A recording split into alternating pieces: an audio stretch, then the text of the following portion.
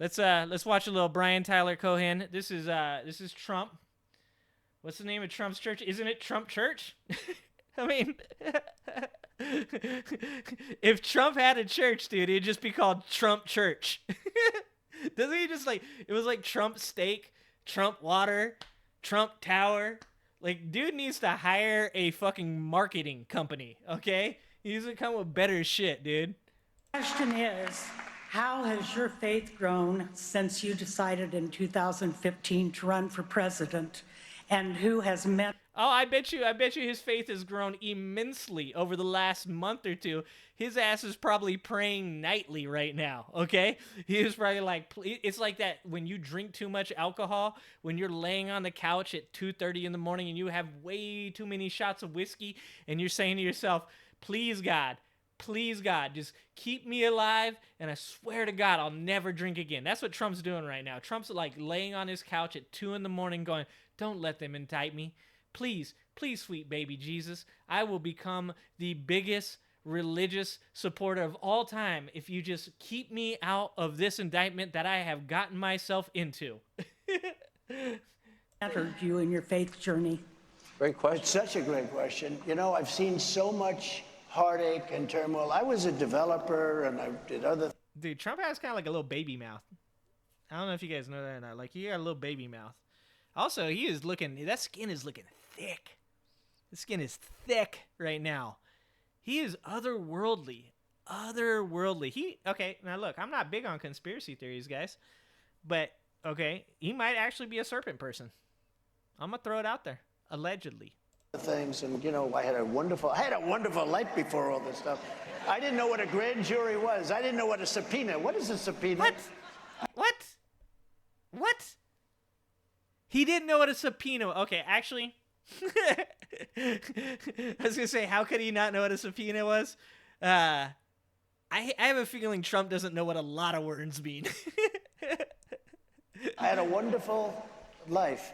I'm so glad. They were asked me the other day a little different question. Are you glad you did it? You had a great life. Are you glad you did it? I couldn't be more glad. I am so happy I did it because I've made America great. Wait, was the question, were you glad that you became president? Because wasn't the question, didn't she say, how has your faith grown since you became the president? My guy. Yeah, he has been. Yeah, actually, LB, you are correct. 100% he knows what the fuck a subpoena is and a grand jury is.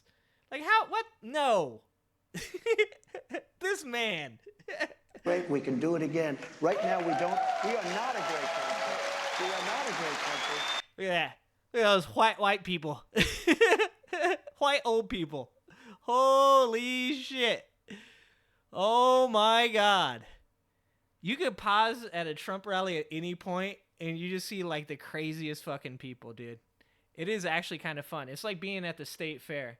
It's like when you stand in the midway at the state fair and just watch all the people, like you just people watch them because I'm too scared to get on the zipper. You just watch that, dude, and this is what you see. This looks like the state fair right there. What's up, Bucket? I gotta stop yelling into the mic like this. I see that in my videos when I edit, and I know it gets loud as hell. Sorry, guys.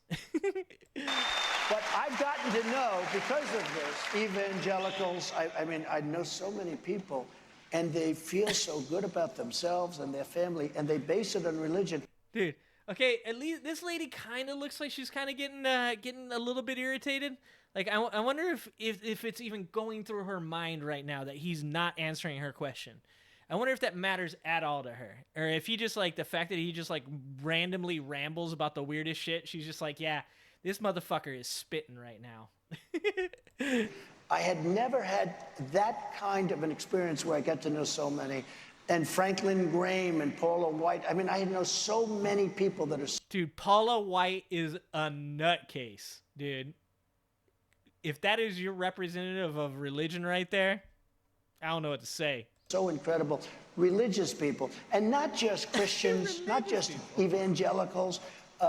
You know, when I look at the Catholic faith, you take a look at... Not just Christians or other Christians or Catholics. But the FBI... No, but look at what the FBI... You notice he's never like Muslims, Jews. FBI is doing to Catholics. They've made them like the enemy. They've made them, it's horrible. How could a Catholic ever vote for a Democrat or a guy like Biden again after the Wait, isn't Biden Catholic?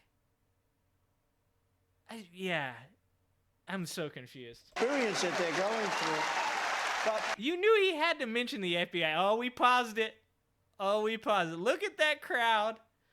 Oh my God, look at that crowd. Look at this gentleman up front. He's got a nice, like, farmer's tan. Look at, there he is.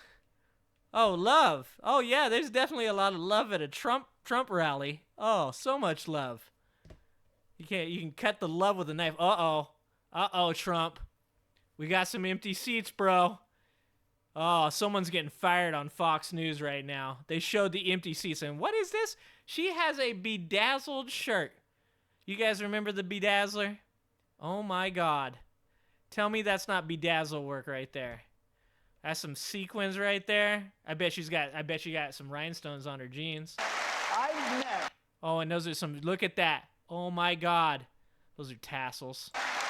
some of the finest people that I wouldn't have had the privilege of meeting if I weren't president, and they're religious leaders, and they really are And incredible 3 next. people. Yep. Now look, I've heard that guy bullshit before, but that right there was the biggest load of bullshit that I think I've ever heard. And if you know Donald Trump, that's saying something. Trump wants so badly here not to answer the question that he jumps around more than a 4-year-old in a bouncy house. She's like, how has your faith grown? And he's like, you know I was a developer, right? Have you ever heard of a grand jury? You ever see that I received a subpoena?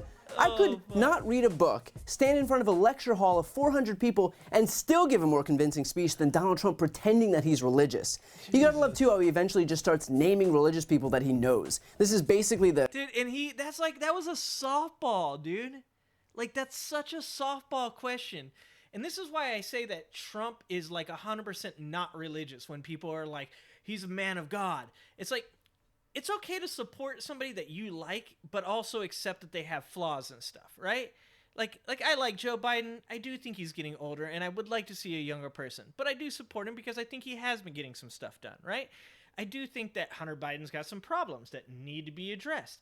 It's okay to accept that you like somebody, but not support everything that they do. In fact, you should like people and not support everything that they do, because the chances that you ever come in contact with another human being where you are completely simpatico, like everything that you believe, they believe, everything they say you support, like that's not realistic, and it's really fucking culty.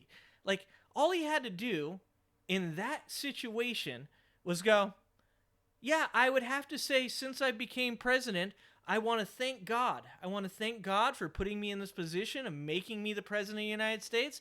And you know what? I really am every day more thankful for God. And that's how I become more religious as time has passed. He could have said anything. He could have done anything. You wish that he was more progressive? I've actually heard that quite a bit, LB. I've heard that from a lot of people that are progressive, that they wish that he would be a little bit less establishment and a lot more progressive. And that's at least if you're coming from a progressive point of view, that's an acceptable criticism of Joe Biden. Like, I've seen people criticize Joe Biden on the left about a lot of the things that he does, about a lot of the things that he says, that he isn't like forward enough with his rhetoric. But I have not seen anybody in the QAnon, Trump-adjacent QAnon sector that are willing to say, okay, he might have fucked up, perjuring himself. Okay, he definitely admitted that he had those documents and he didn't. Like, in his own words, he has said things like, I cannot declassify these documents, and still these people are like, there's some other reason for it. There's some other reason. That is a level of cultiness that if you can't realize it, you need an intervention. Remember that show they used to have where the person comes out and it's like your fucking wife or your girlfriend or whatever, and they sit down and tell you you're an alcoholic and you've been abusing them and that like it's not okay. Like, that's what these Trump supporters need. They need like one of their family members to come out of the back and like play clips of Trump saying shit and then being like, do you see what I'm saying? It's just crazy. Dude, it's insane. Yeah, they need an intervention, LB. I don't know. Like I said, like, people will talk to me about the people that I support.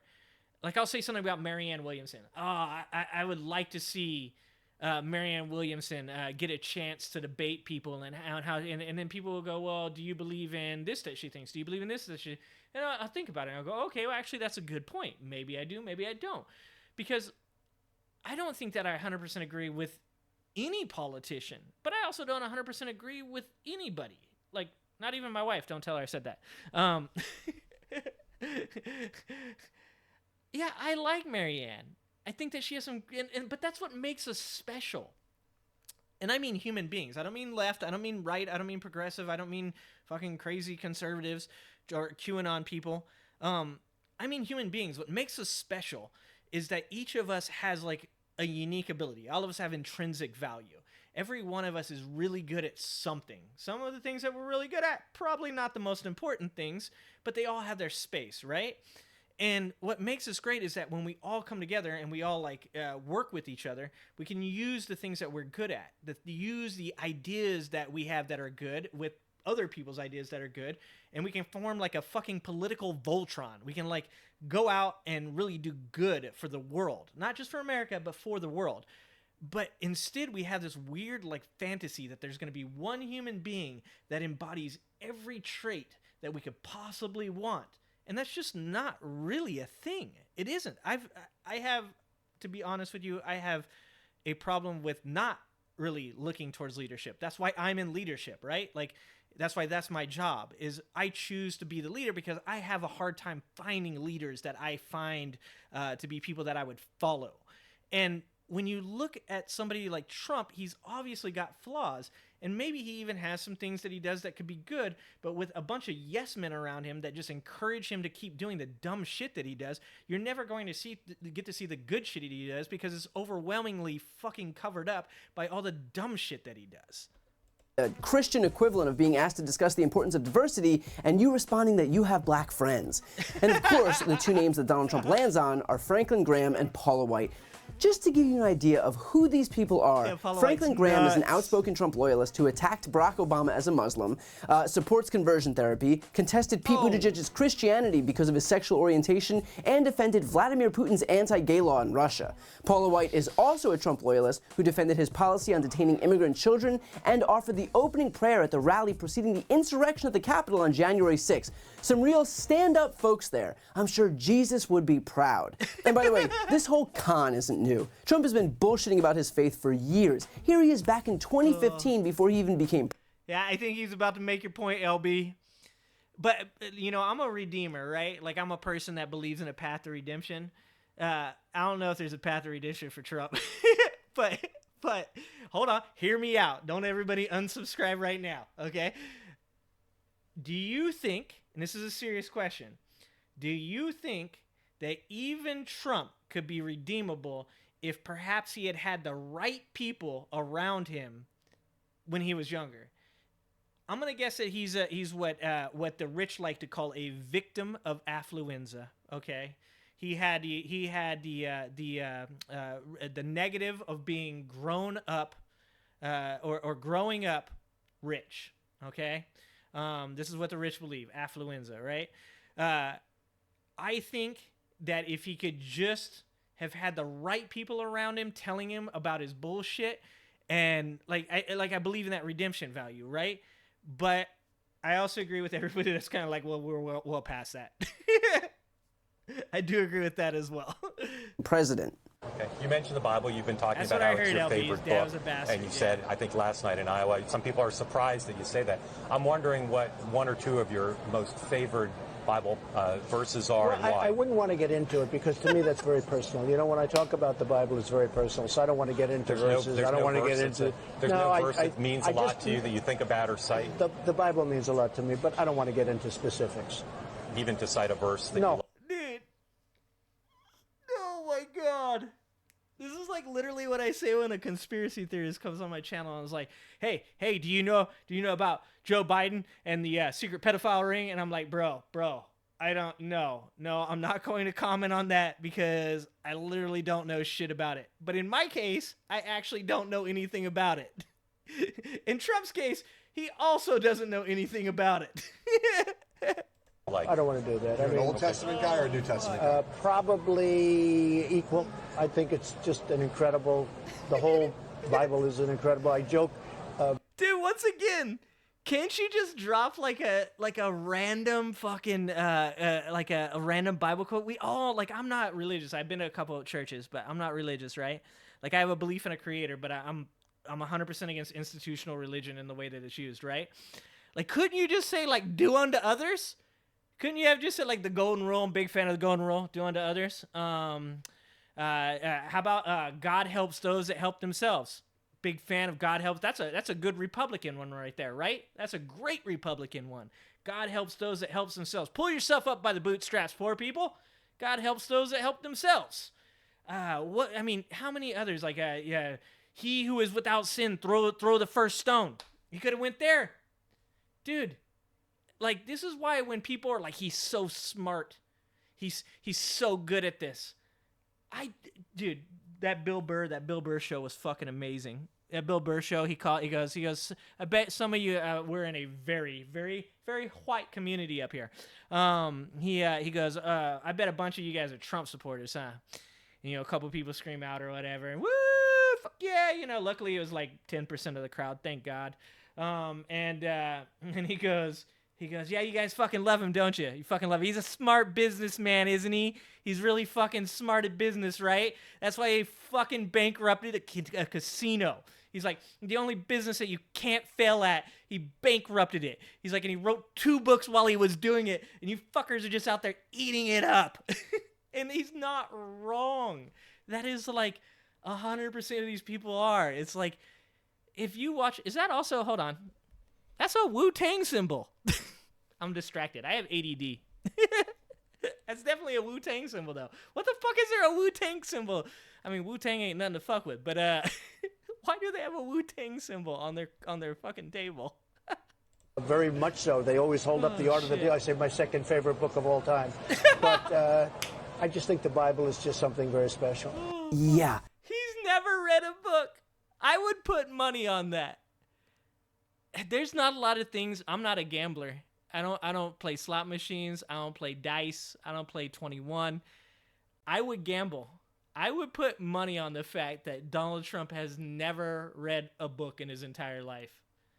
I don't know. Anybody want to take that bet? Let me know. I could pass myself off as black easier than Trump could pass himself off as a devout Christian.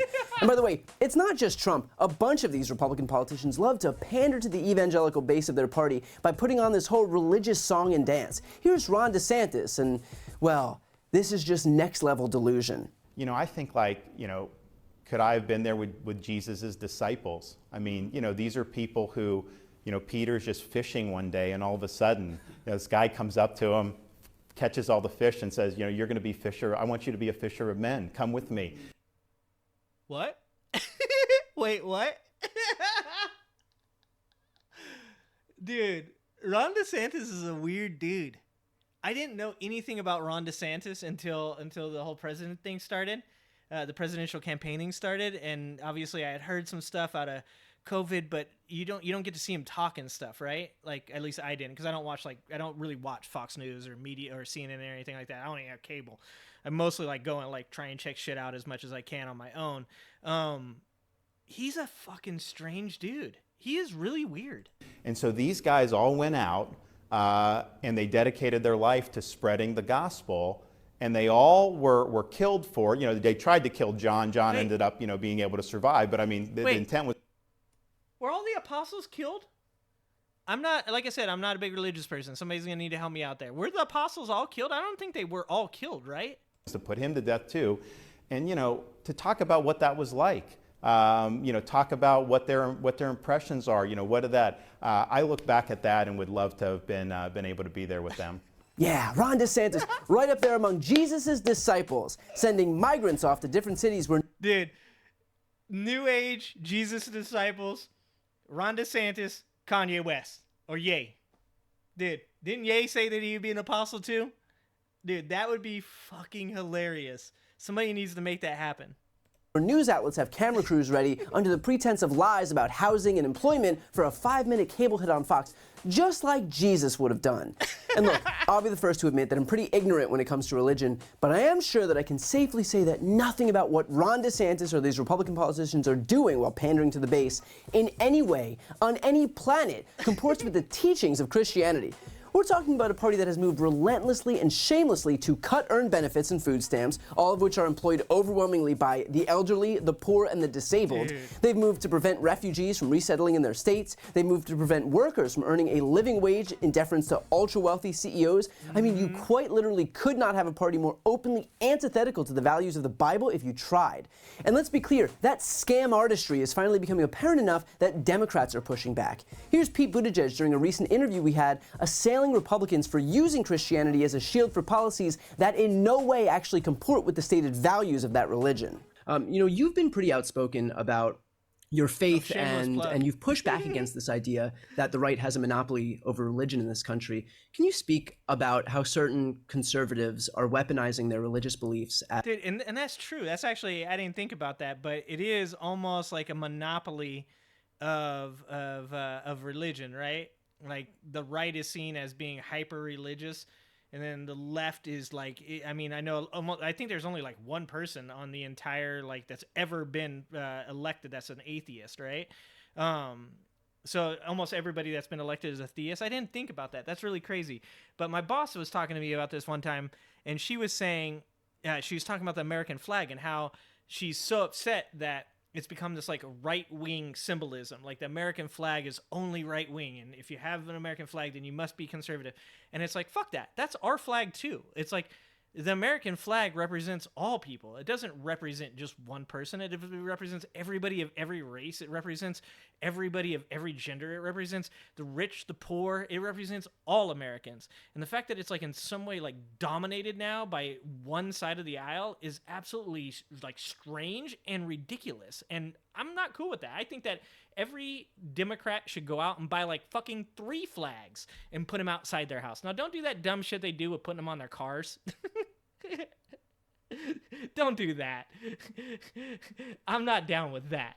But, like it's like this whole idea that you can't be a patriot unless you're on the right is absolutely absurd. As basically a tool, a political tool to wield against vulnerable communities. The faith that I practice in a Christian tradition and the scripture that I read focuses on making yourself useful to the least among us. It talks about how salvation has to do with protecting the poor, with protecting the oppressed, with welcoming the stranger. And there's a particular emphasis in the Christian tradition, and I think in most faith traditions, on looking out for those who have sometimes been ostracized or marginalized and put upon by society, those who are in need of defense. And it's so different from what I see as some figures try to invoke religion as an excuse to make things even harder for those who are already on the margins, to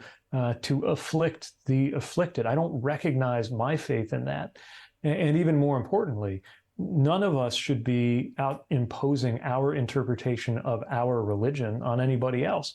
That's one of the most basic principles of our Constitution and of our country. It's part of what makes America, America. The freedom to practice your faith and the freedom to go about your life knowing that whatever faith, if any, you subscribe to, that's not going to be held against you, and somebody else's faith is not going to be imposed on you. So whether it's Trump or DeSantis or any of these Republicans... And can you, just imagine that if these people, whether they be left or right, could meet on these similar ideals. If they were to say, hey, look, in the Bible it says we should take care of the poor. It says that we should take care of the downtrodden. It says that we should accept a stranger into our house. Whether you're left or right, if you're both religious, if you both love Jesus, if you're both religiously intuited, if it's what you believe, right? That's what everything in your gut tells you should do. Then you should be able to do some really good shit. If you could get together and create policy for the poor, the downtrodden, if you could create policy for the oppressed, and do it in a bipartisan way where both people came together. Wouldn't that be like the most Christian thing to do? Wouldn't that be reaching across the aisle and like helping your fellow man up?